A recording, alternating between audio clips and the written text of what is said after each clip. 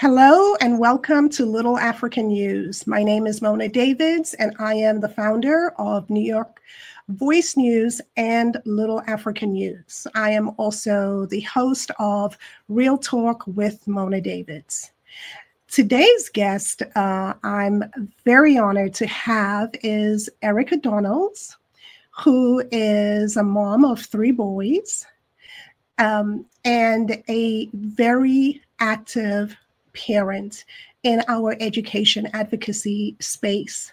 And the reason why I've invited Erica to join us today is because we know everyone is talking about the U.S. Department of Education and the abolishment or the proposed abolishment of the U.S. Department of Education.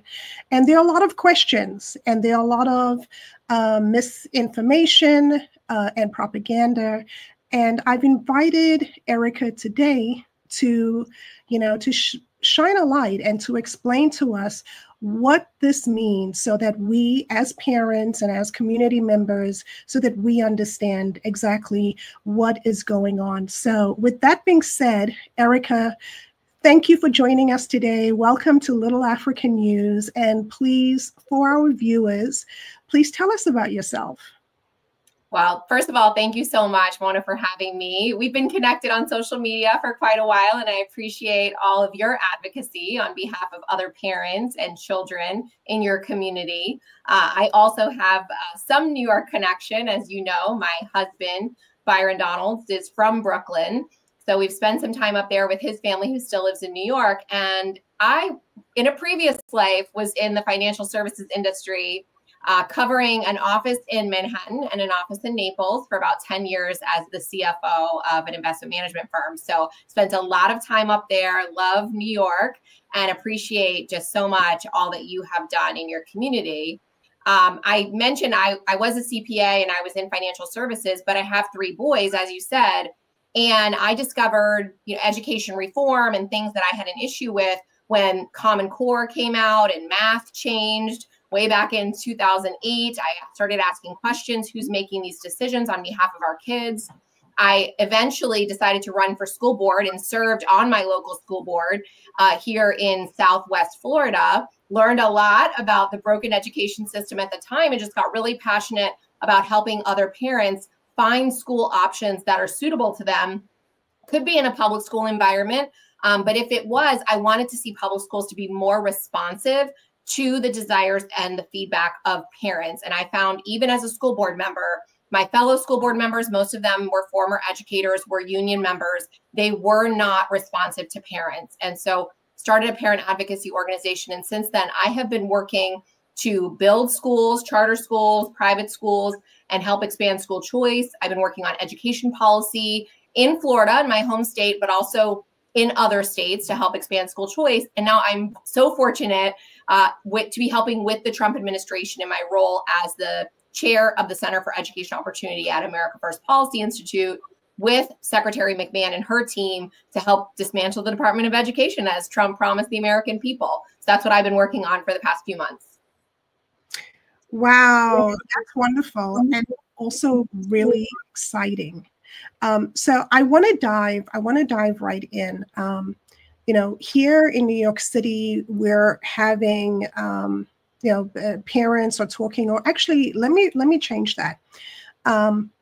Educators, teachers are talking to parents and telling parents, oh, your child has an IEP, you're going to lose services. There aren't going to be any special education services. They're telling high school students, hey, what are you going to do?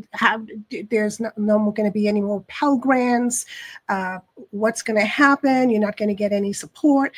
So, Erica, to me, it's just a lot of misinformation that is out there. And one of what I would call is the biggest lies is that, abolishing the Department of Education, the U.S. Department of Education, is just going to cut funding for so many schools, so many programs in so many states. So if you could just explain to our parents what the US DOE is, what they're due, and what's their role when it comes to educating our children on the local level?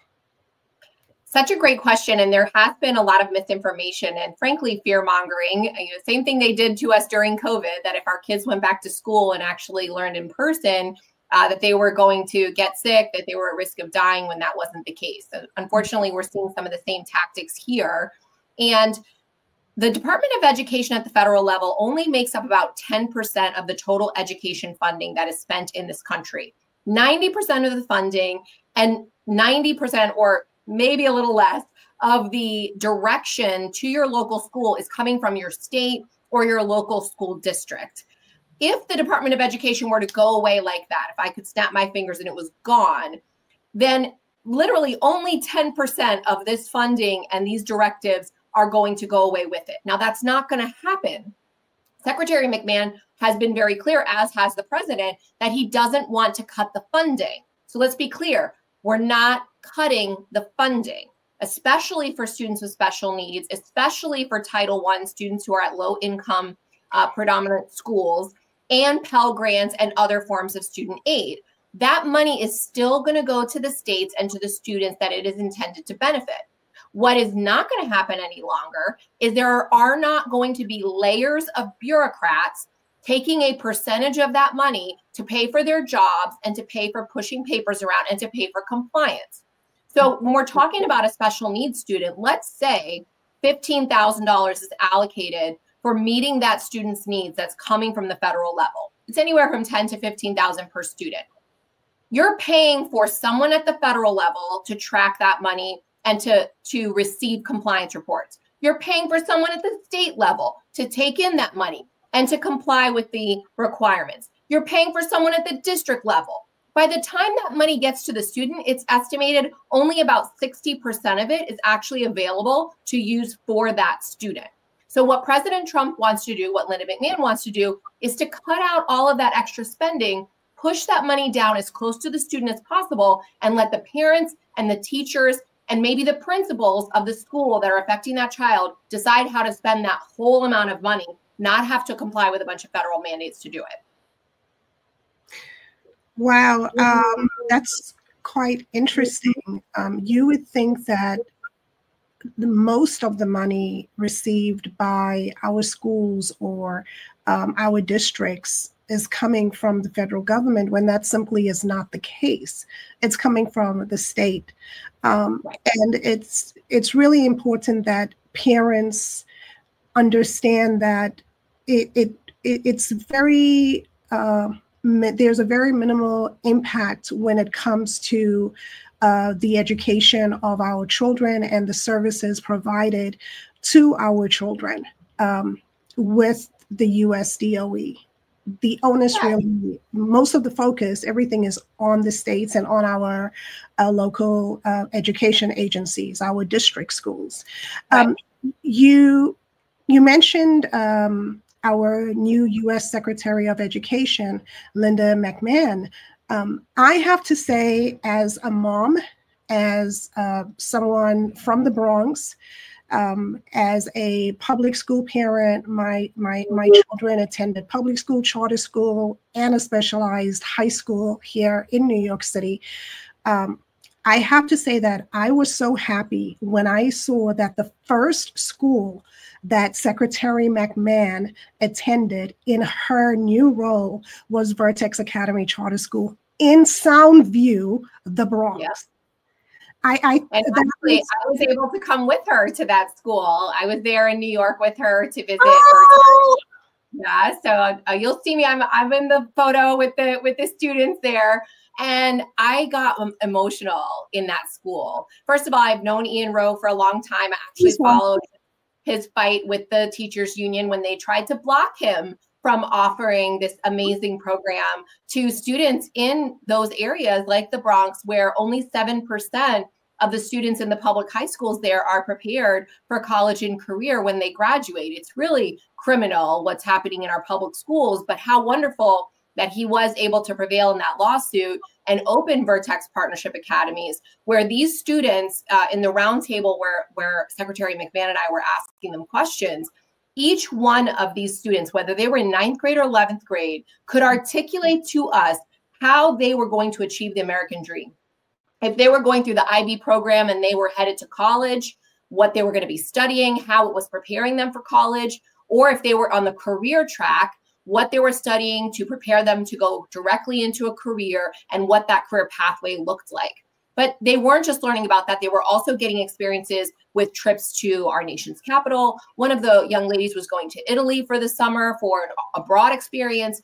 It was incredible. And what was so emotional about it is me thinking about what the alternative is for this child or for this family, for their parents, and how blessed they must feel that they had this opportunity to send their child to a school that's making a completely transformational difference in their lives.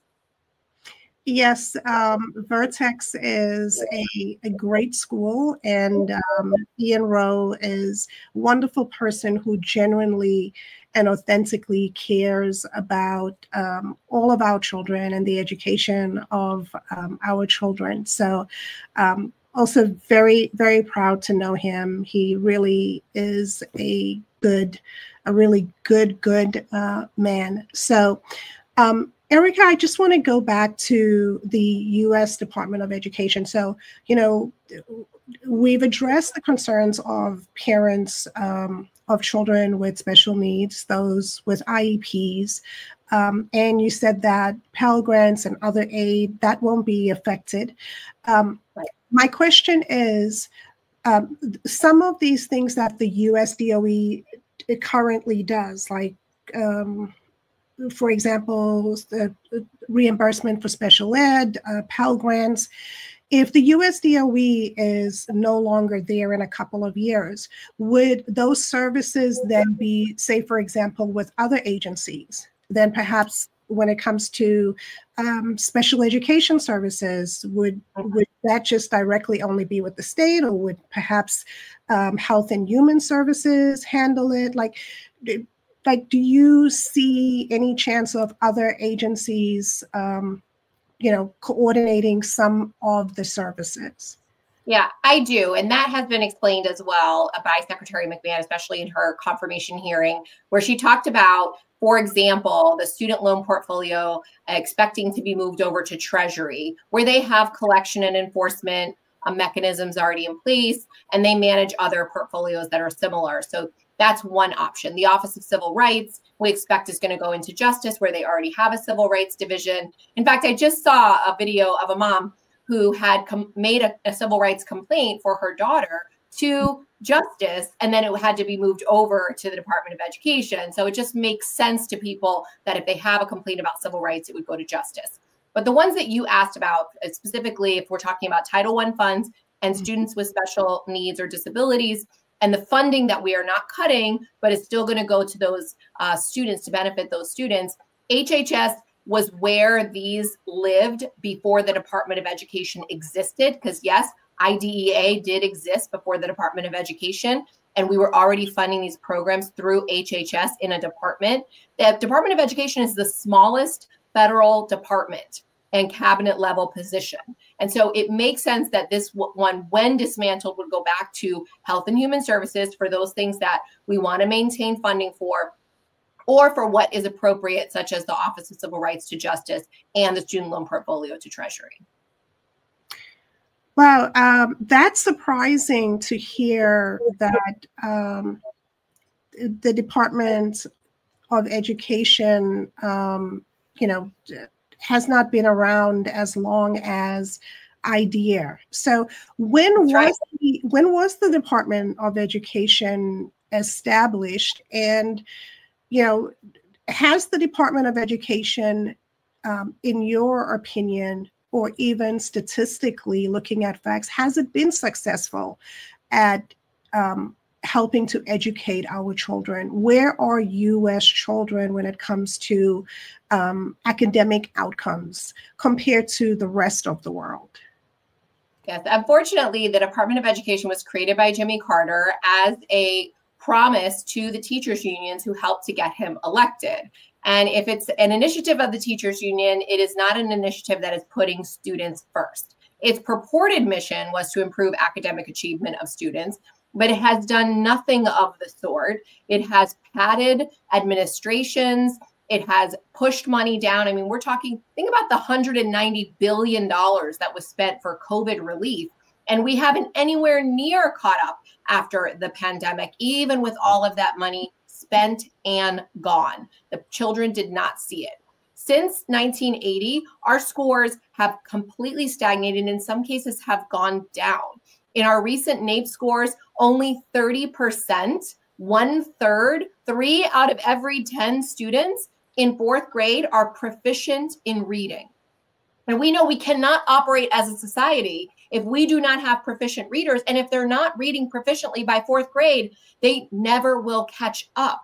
So we are at risk as a country because of the failure, not just of the Federal Department of Education, because as we mentioned earlier, it was only 10% of funding and a whole lot of compliance to go with it.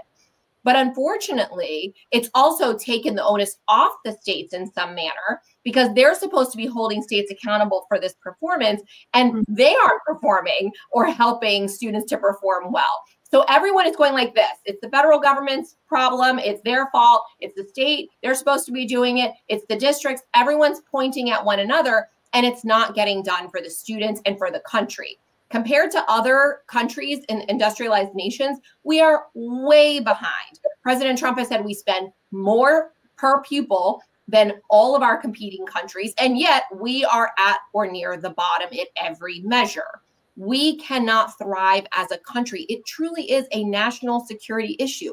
Who's going to pass the laws? Who's going to enforce the laws? Who's going to lead our country and our communities if our students simply cannot read, even to vote in an informed way, much less be elected and carry on these positions? So this is why I'm so passionate, and I know you are too, because we cannot continue like this as a country. We have to have dramatic reforms to ensure that the students are increasing in their academic performance. What we're doing is not working, which is why are we going to continue to spend? We spent $1 trillion at the federal level in the last 40 years with zero return. So that's got to stop, and we have to find other ways to help our kids.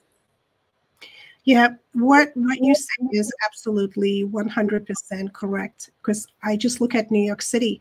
We have the highest number in per pupil funding. And when you look at the proficiency rates of New York City students, it's, again, 1 in 3 for both ELA as well as math. We are graduating students who are illiterate and enumerate.